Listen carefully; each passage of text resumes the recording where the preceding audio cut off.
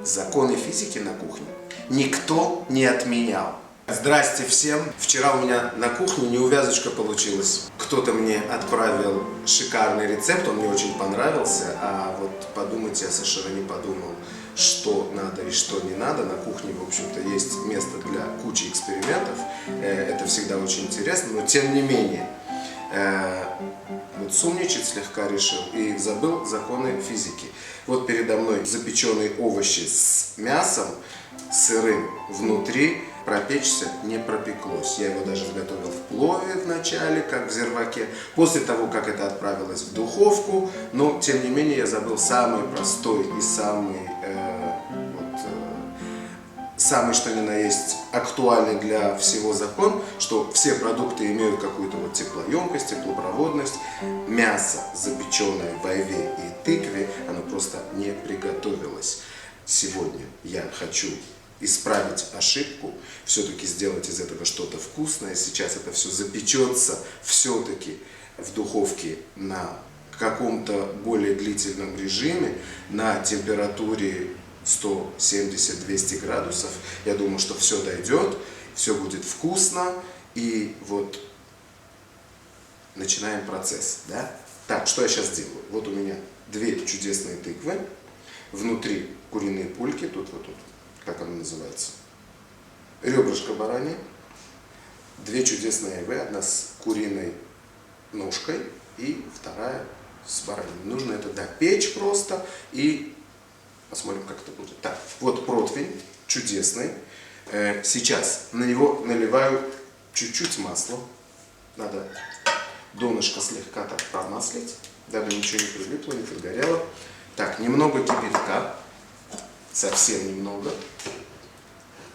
Что-то должно все-таки испаряться. Ну и сейчас это отправляется вот сюда.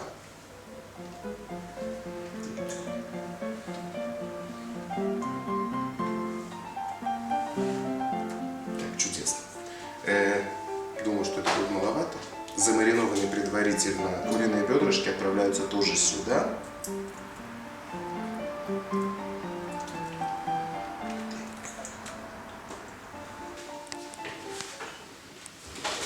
Верх на самом деле приготовился, поэтому я это все упаковываю в фольгу, прежде чем отправить в духовку.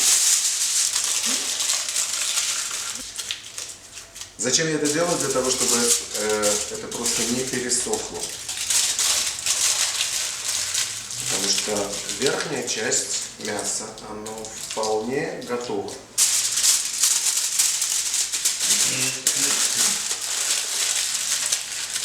Да, кому-то там уже не терпится поесть, но это скоро будет. Не, здесь написано, что мясо не пропеклось, пишут, что делается.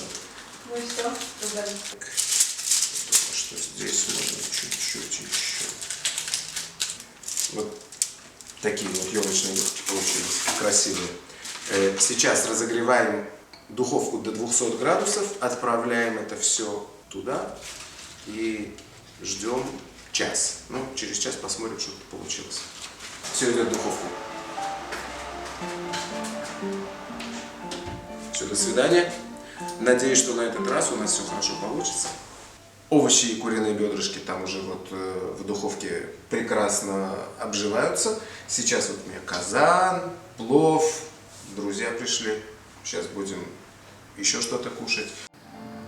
Но это уже тема следующего видео. Не пропускайте, будет интересно. Сейчас я делаю соус для глазинга. На самом деле все содержимое духовки сейчас должно выйти. Я намажу тем, что я сейчас сделаю. И после этого это отправится уже на финишную прямую, в духовку, на самое последнее короткое запихание, чтобы была корочка красивая, такая эффектная. Так, в первую очередь, что я беру? Силан, то есть финиковый сироп. Буквально вот пару ложек. Это придаст какую-то вот сладость. Как вкусно. Так, немного оливкового масла.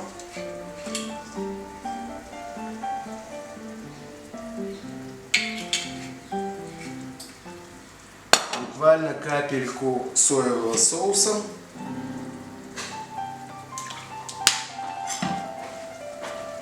Опционально, если есть, если нет. На самом деле вот гочуджан, корейская паста из перцев и чуть-чуть воды. Теплой воды, кстати. Так, сейчас это все дело размешивается. Пахнет вкусно.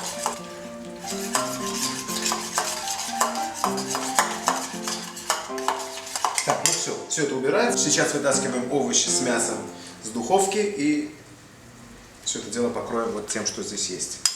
Так, противень выходит наружу, все. Проверяем то, что у нас там есть. Я думаю, что там уже все классно. Спасибо. Что-то вот это вот можно уже снять. Ну что, выглядит довольно аппетитно, только...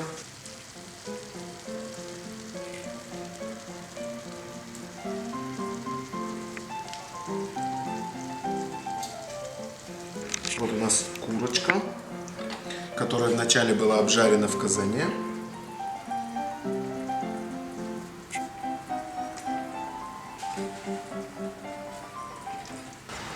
Так, ну что, все. Вот эта вот вся красота отправляется в духовку еще на минут 10 и все готово.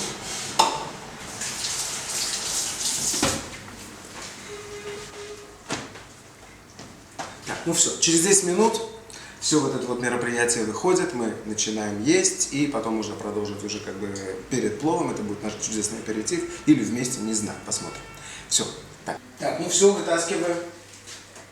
Время подошло. Все красиво подрумянилось, даже чересчур подрумянилось, я бы сказал. Ну,